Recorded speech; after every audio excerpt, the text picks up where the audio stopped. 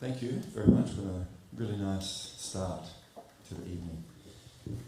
So welcome if there is anyone here at the mantra room for the first time. Hope it's so far so good. And I was just thinking, that we named it the mantra room for some obvious reasons. It's a room where we chant mantras. How's that for, logical thinking? Yeah.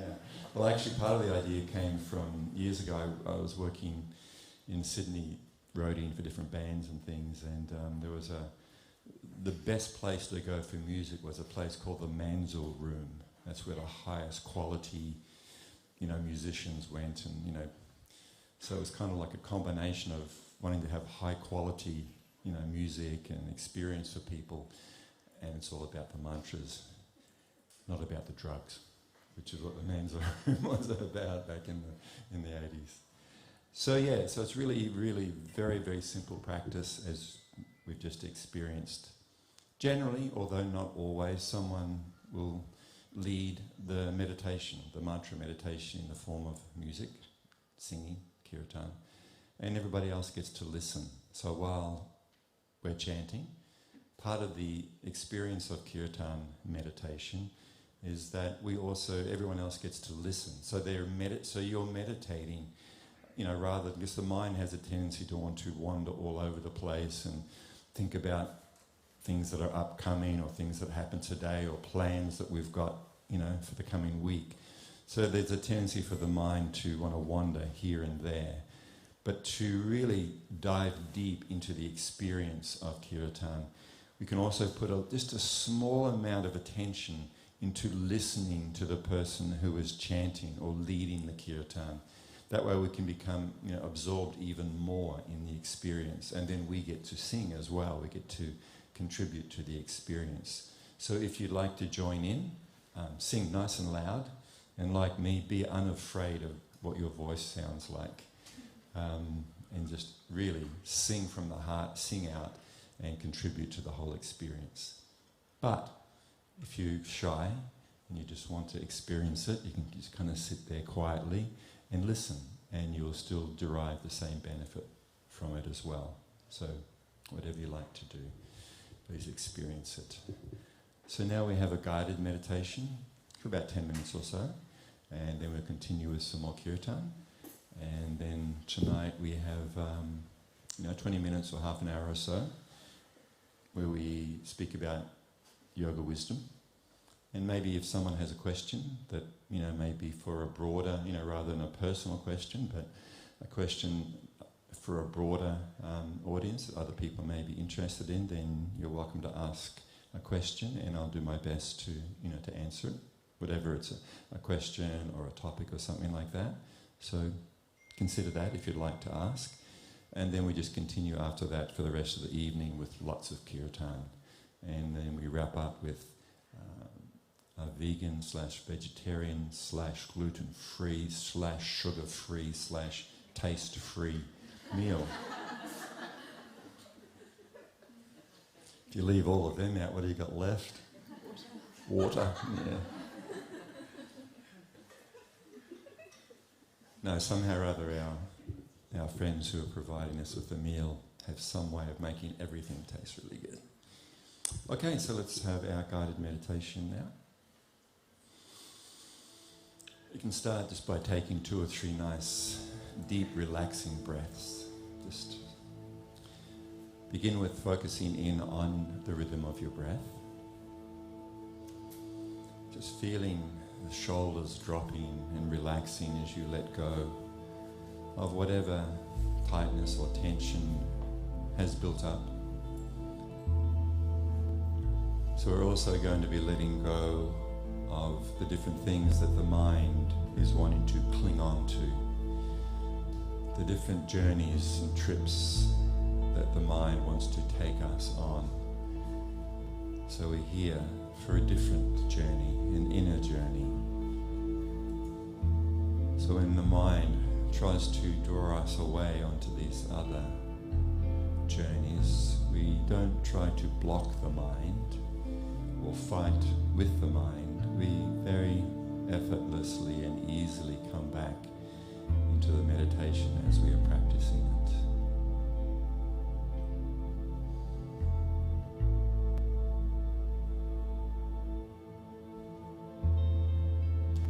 So really feeling that rhythm of the breath in your body. You can feel the gentle rising of your chest, the expanding of your whole body with each inward breath. It's not a forceful breath, it's your natural breath, but simply becoming more sensitive to the breath.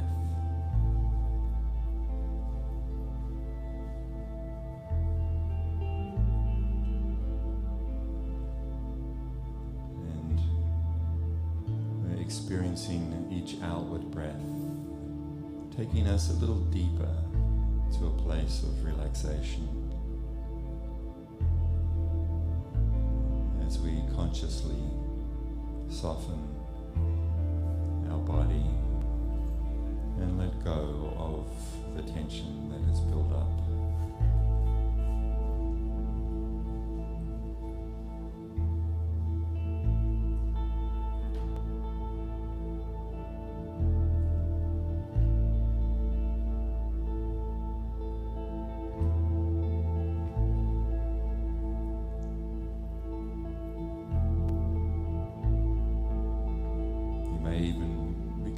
The subtle movement of your breath,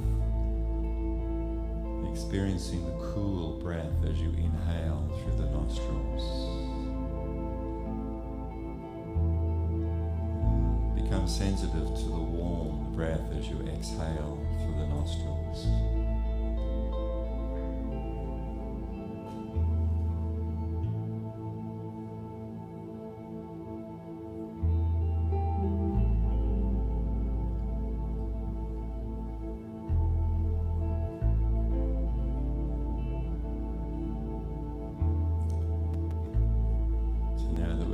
Focused and relaxed, we'll do some mindfulness.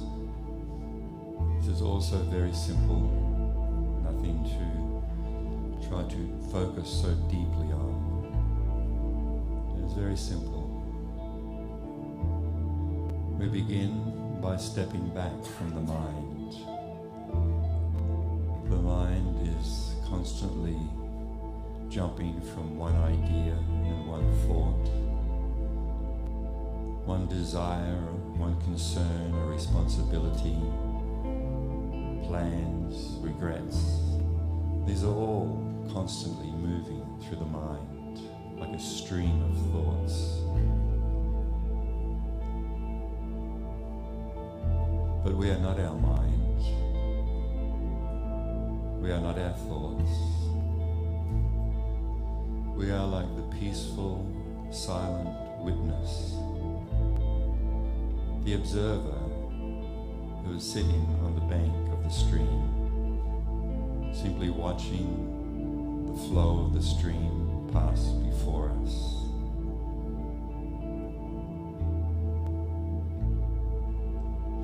So we're not trying to stop the mind, still the mind, empty the mind, control the mind in any way. Our awareness is, I am the silent witness.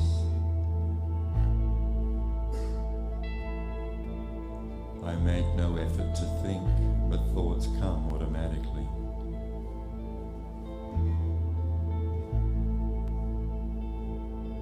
I'm watching thoughts flow through my mind.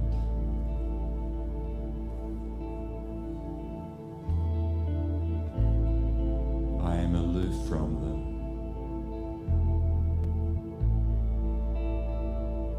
I am the silent witness of my mind's activities.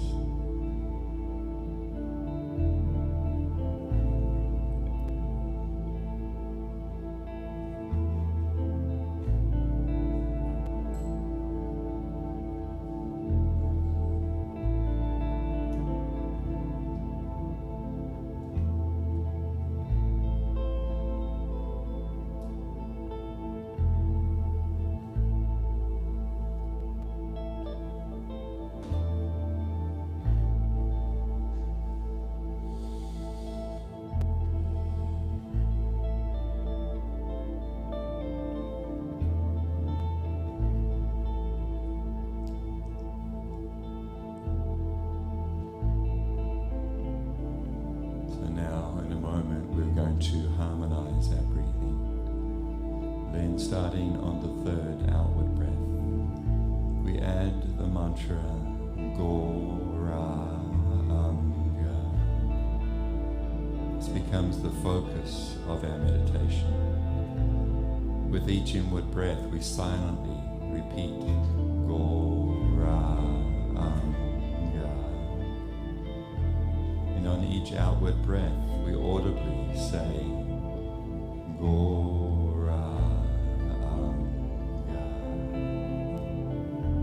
And in this meditation, we get to experience a deeper spiritual place, a place free from anxiety and worries, a place of transcendental joy, of happiness, of wisdom. So let us dive deep into this experience and immerse ourselves fully in this transcendental sound. So let us inhale together, exhaling, inhaling,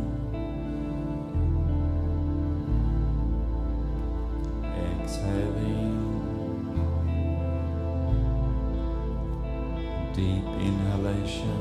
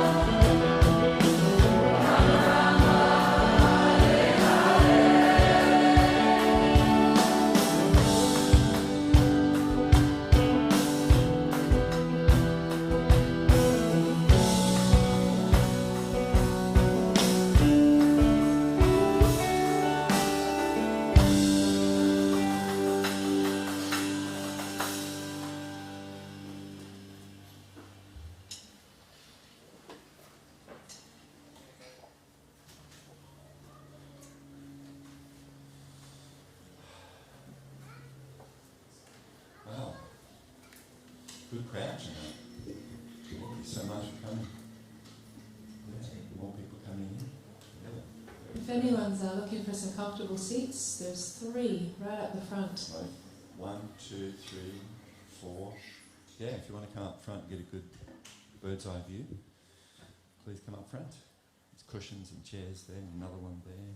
Yeah. Okay, so how's it going? Does anyone want to ask a question on a particular topic that you'd like to hear about? You don't need to make any questions up, but if you genuinely have one, then I'm happy to talk about some topic that actually is something you'd like to know about.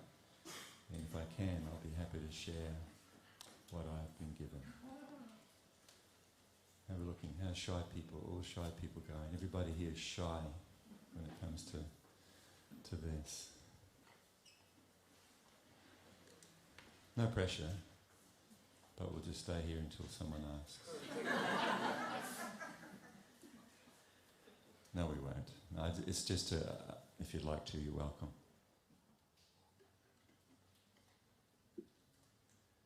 Okay. Let's see.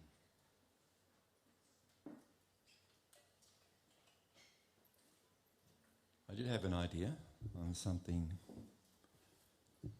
we could speak about.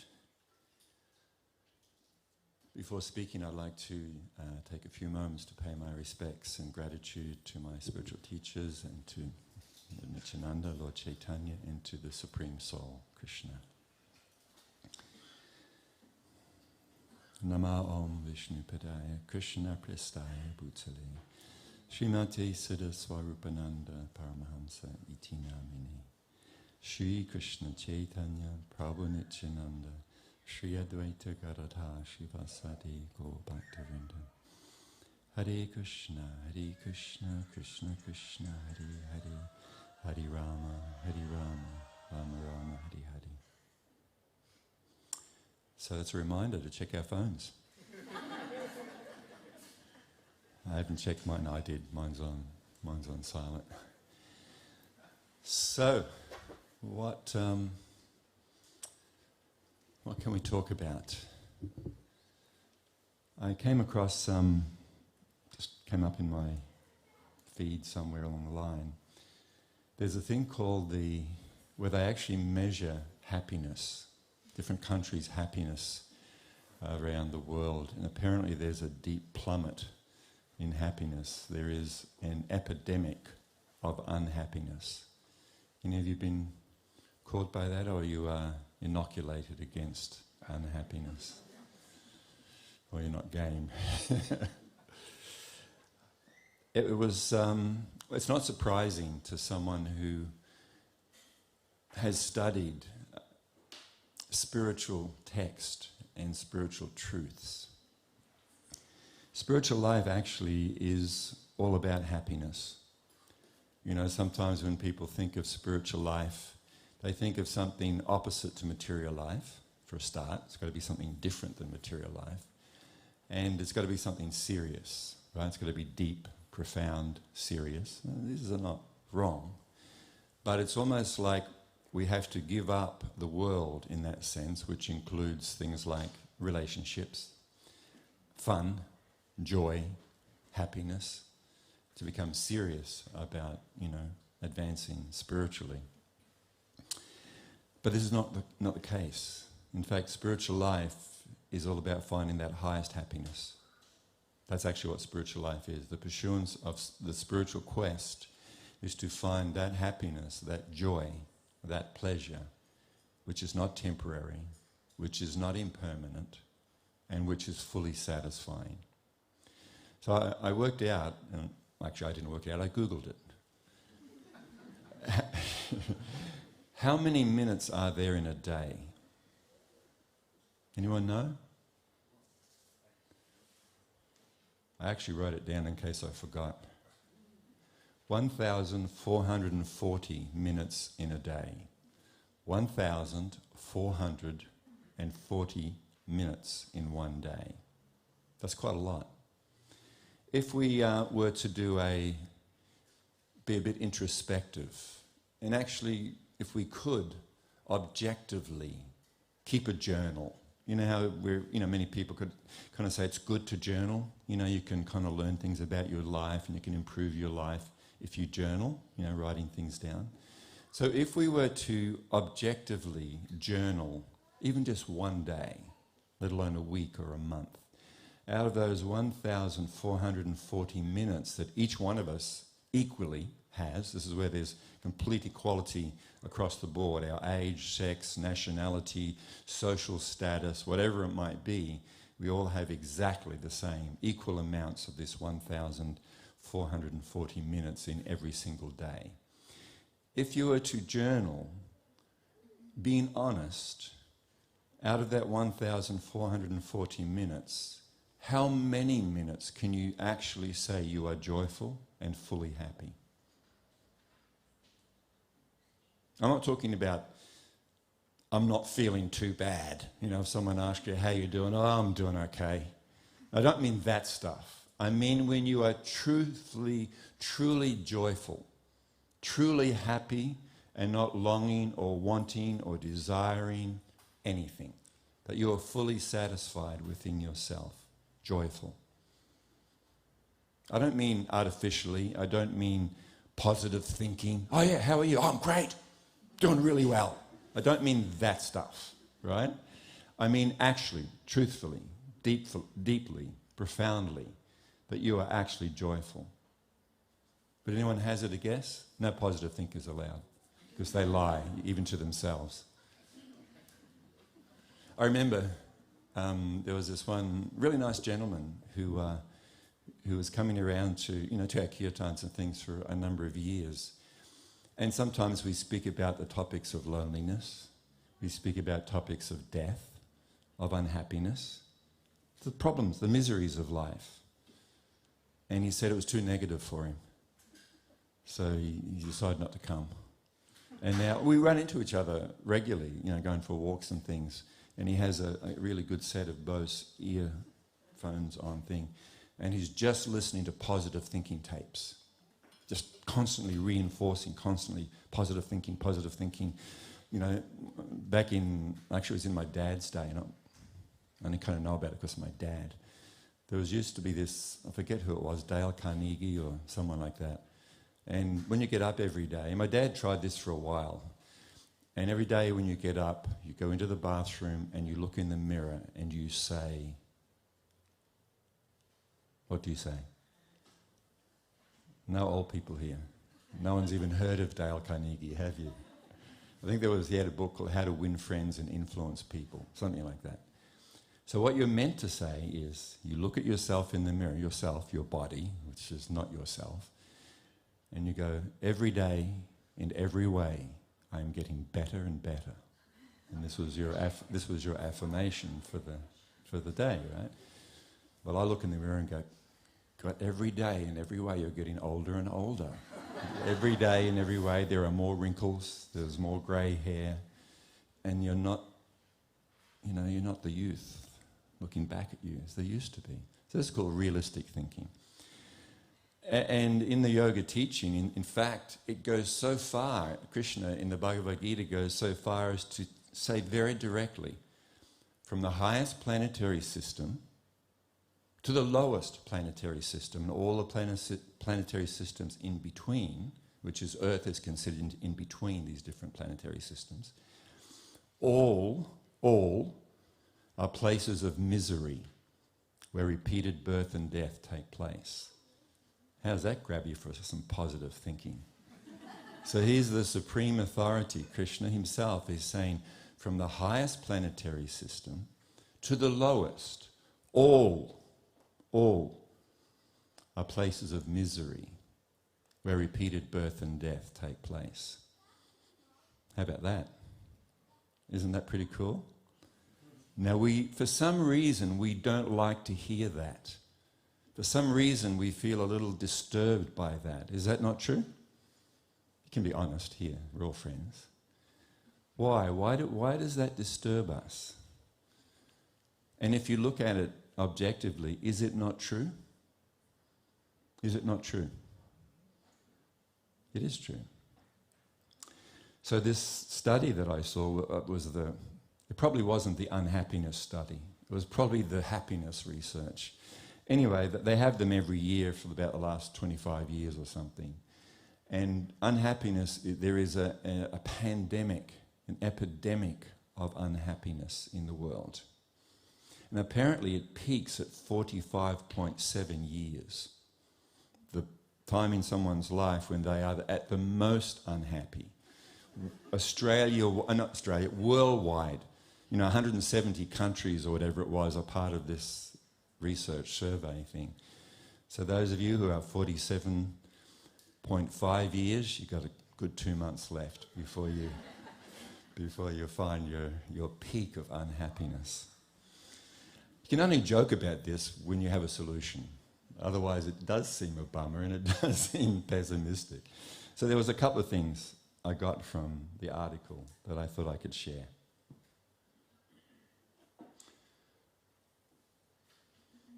Loneliness. How about that for a topic? Loneliness.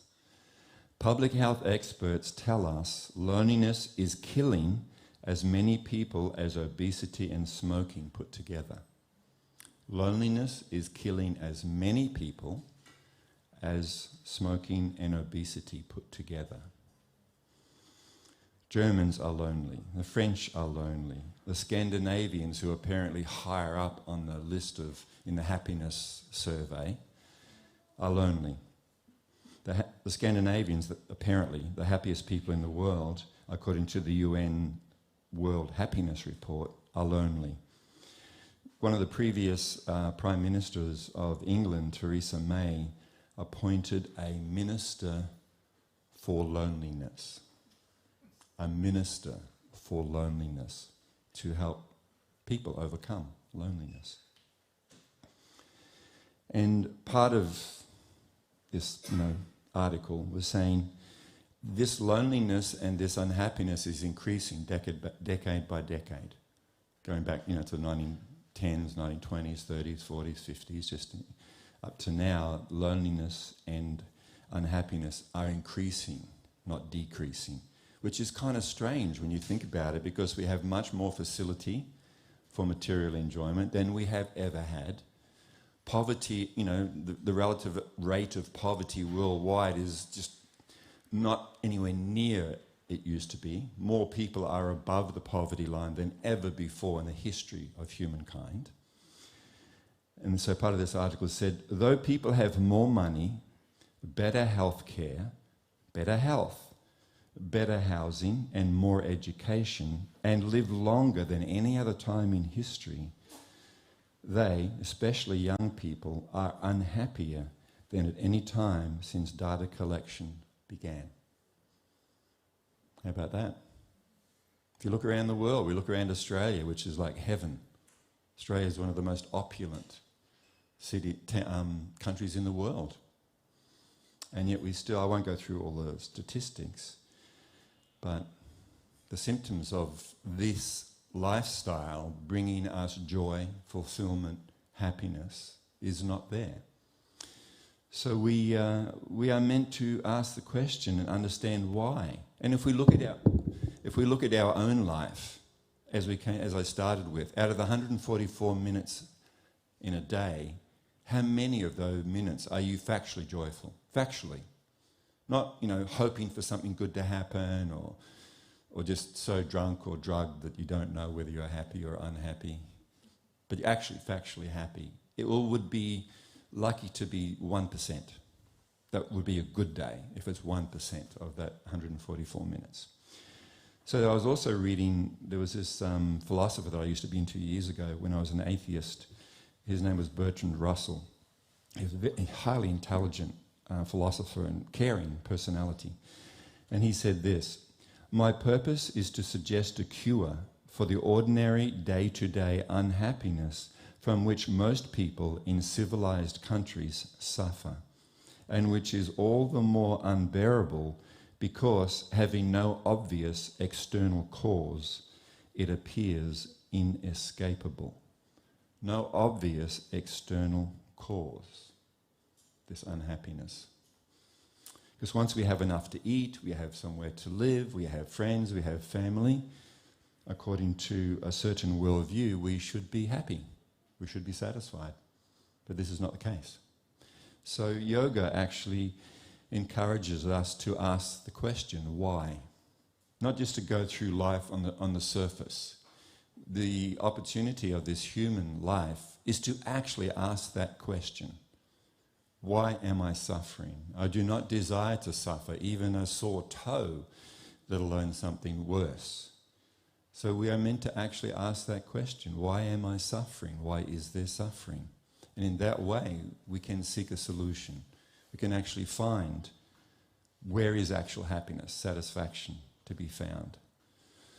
So according from the vision of eternity, which is the vision of spiritual life, it is actually, sometimes we can understand that a certain amount of suffering is good. A certain amount of pain is good. Is a good thing to suffer.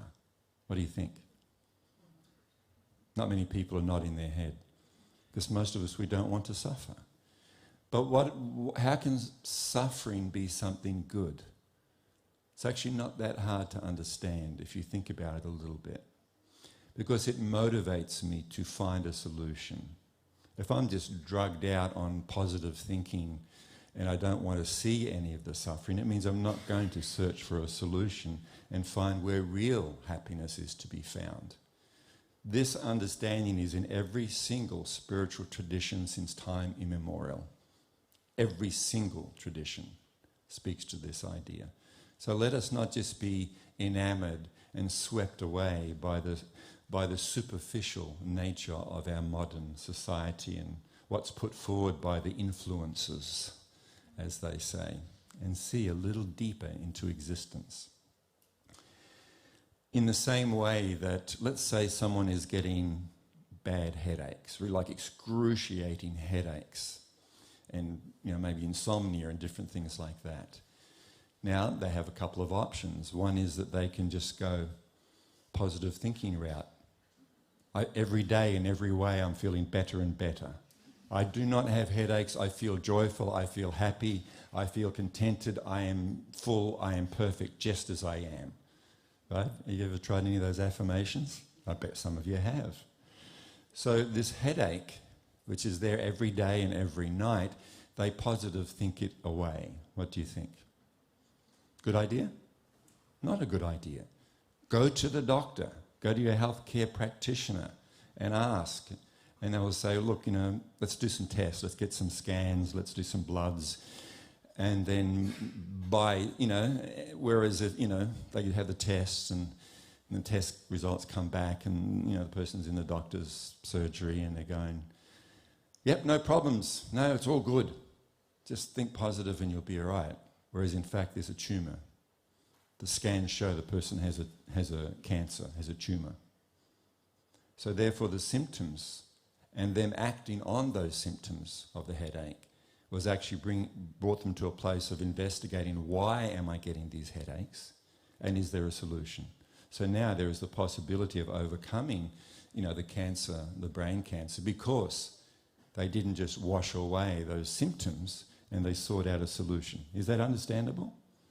So pain has a purpose if we see it for what it is and then we investigate, so to speak.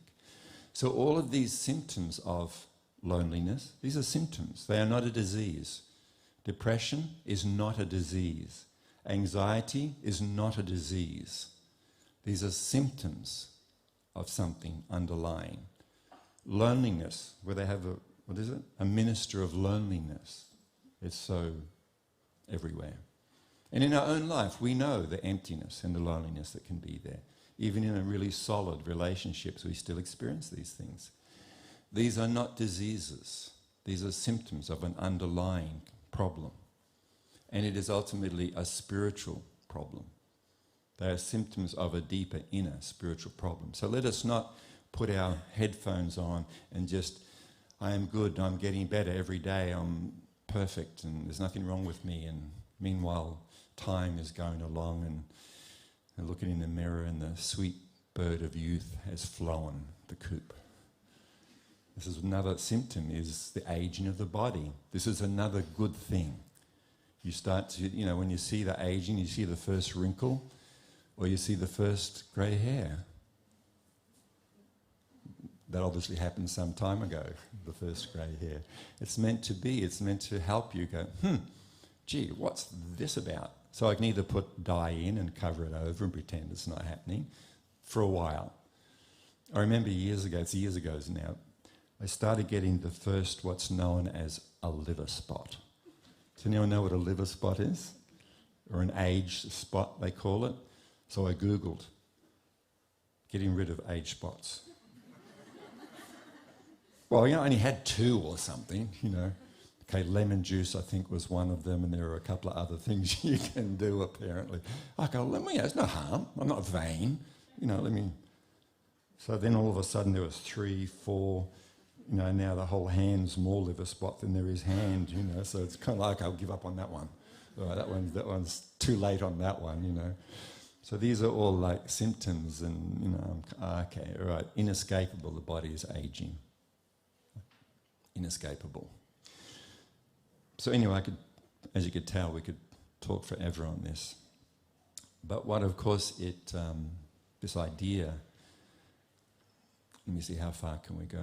No, we don't want to take up too much time, because kirtan is what tonight is all about. In the Bhagavad Gita, Krishna says this: for one who is so situated in the divine consciousness, the threefold miseries of material existence exist no longer. So there's threefold miseries that's spoken about in this yoga text of the Bhagavad Gita, are the miseries caused by one's own body and mind. Our body is a source of suffering. That is why there are so many hospitals. That is why there are so many doctors, and how hard it is to get an appointment at a doctor, because every body is there, right? And then there's things like cosmetic surgery places and getting rid of age spots clinics and all kind of things. So the material, and even just sitting here for a little while, right? My back's hurting a bit because I overdid it at the gym, so it's a little bit painful just sitting here like this. I want to do a bit of yoga and kind of move a bit.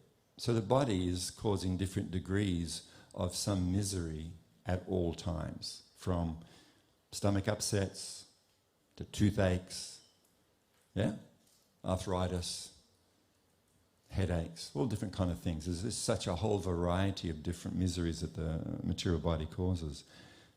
What to speak of the mind, which is even a greater cause of misery than even the body.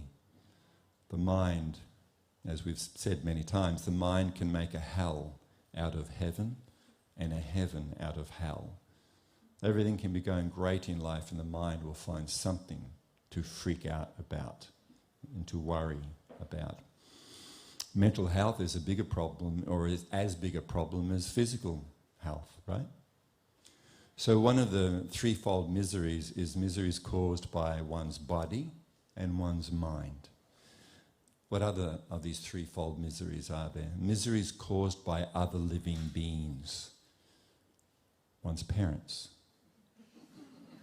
one's children, one's partner, others on the road, ants, mosquitoes, flies, endless. So other living beings cause us misery. And the third is natural disasters, which we have no control over. Too hot, too cold, tsunami, earthquake, mudslide, hurricane, on and on. So these are the three, what's described as the threefold miseries. For one who is so situated in divine consciousness, the threefold miseries of material existence exist no longer.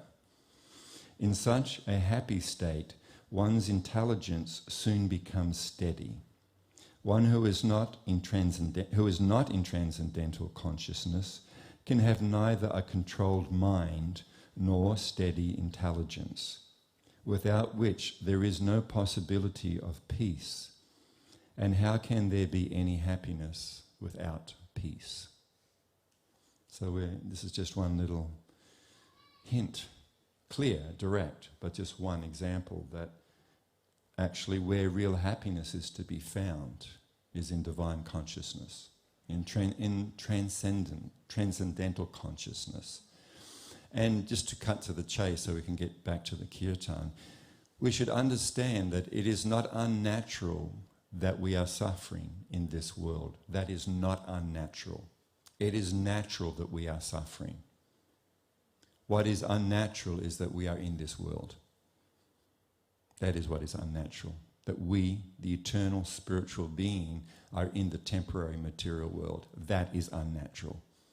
In the same way that an aquatic animal, when it is on the land, it can find no real peace or happiness because it is not, a terrestrial being. It is an aquatic being. And when it is out of its natural environment, it must be miserable. In the same way as we are land-based animals, right, terrestrial beings, so to speak, when we find ourselves in the aquatic, if we find ourselves in the middle of the Pacific Ocean, it is not our natural home, and we cannot be happy there. We can be happy short term, having a bit of a swim and a bit of a surf, right? Okay, now just imagine you've been swept out to the middle of the Pacific Ocean. How happy are you? And why do they send helicopters and ships and boats to look for you? Because you do not belong in the ocean. You are not an ocean person. You are not an aquatic. You are a land-based animal. So you cannot just go and live in the ocean and think you will be happy and there will be no miseries for you. You will get hypothermia, or whatever it is, hypothermia, depends what it is. Then there's no real food for you there. You've got no place of shelter there because it is not your home. You are not that kind of being.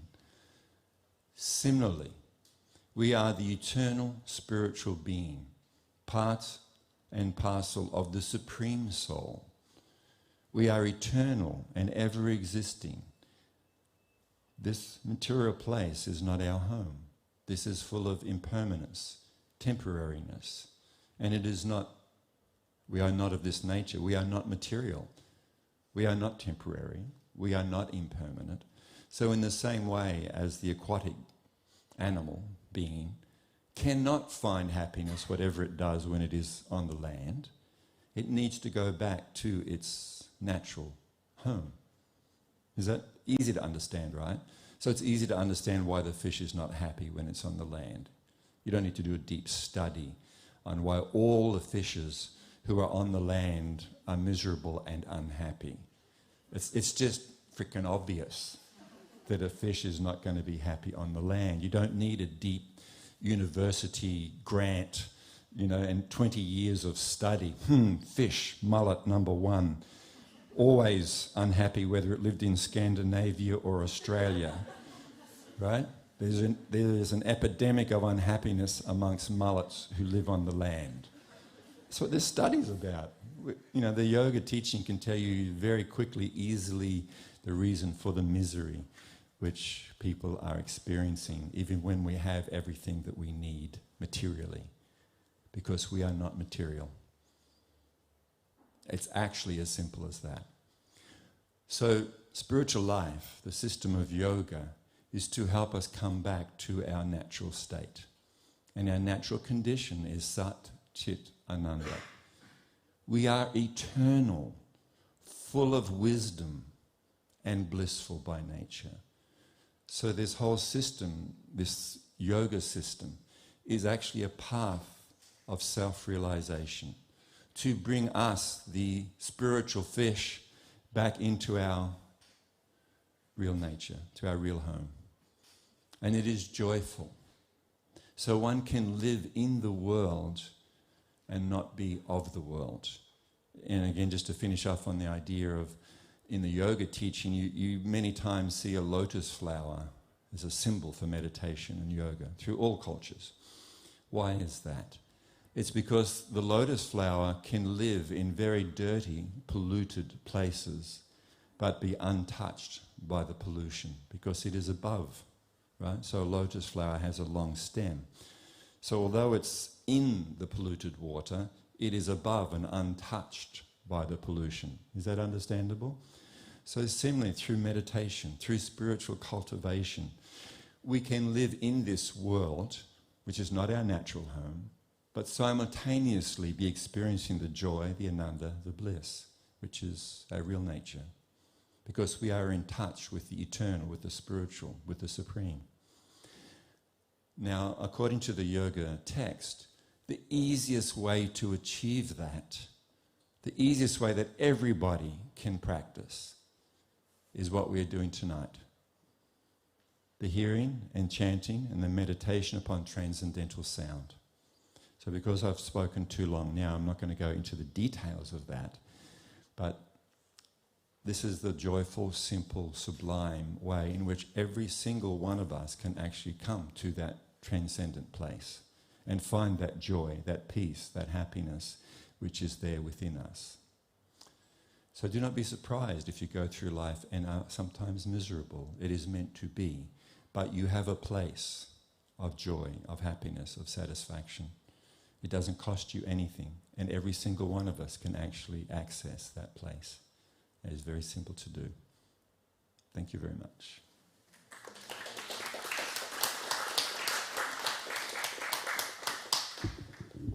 So let's have some joy, shall we?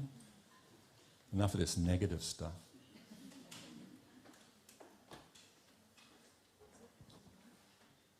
Hey? But if you like or a char in Q1, whatever you like.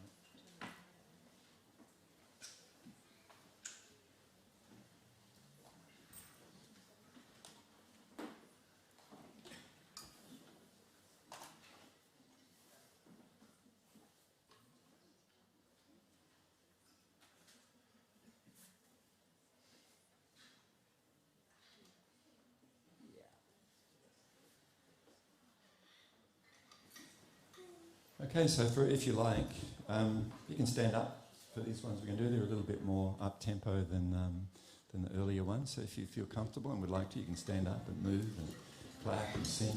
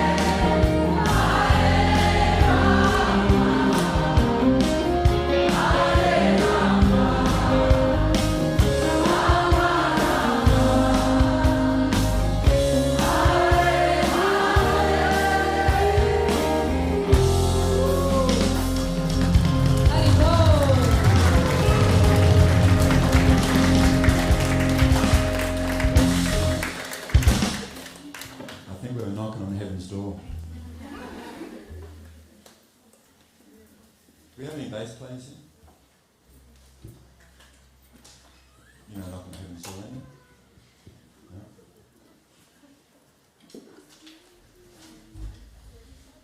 No? Gopi's dad. Gopi's dad here. Come on, Gopi's dad.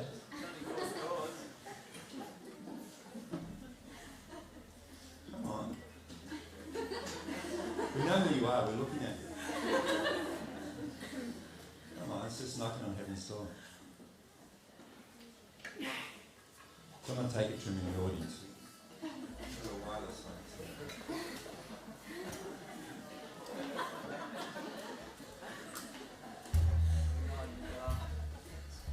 But of course you'd have to come closer because the wireless doesn't go that far.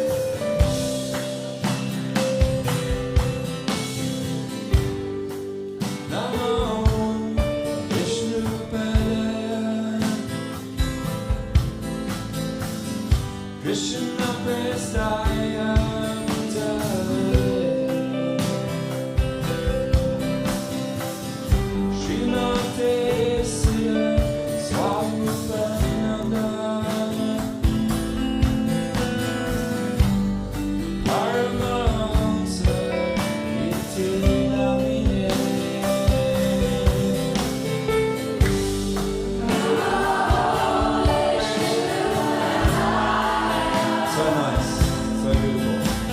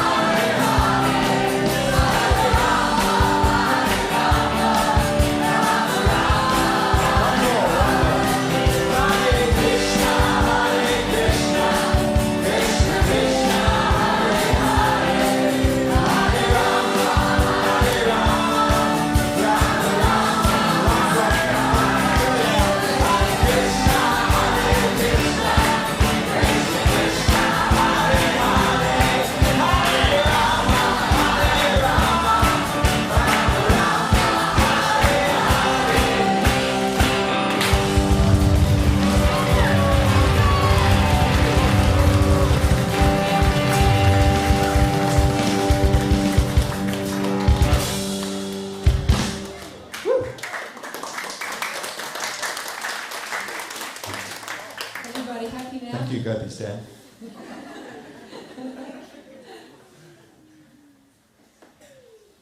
I'm a bit happier now.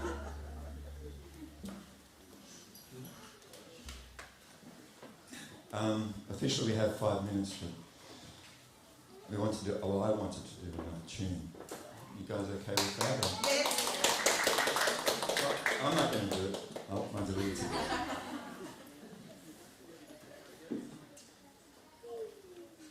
Give me like 10 minutes or something.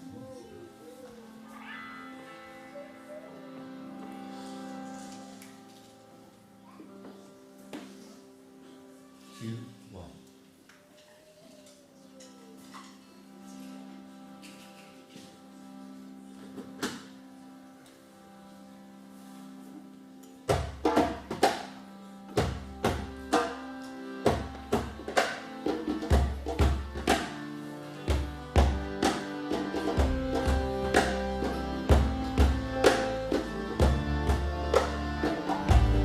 Hari Bo,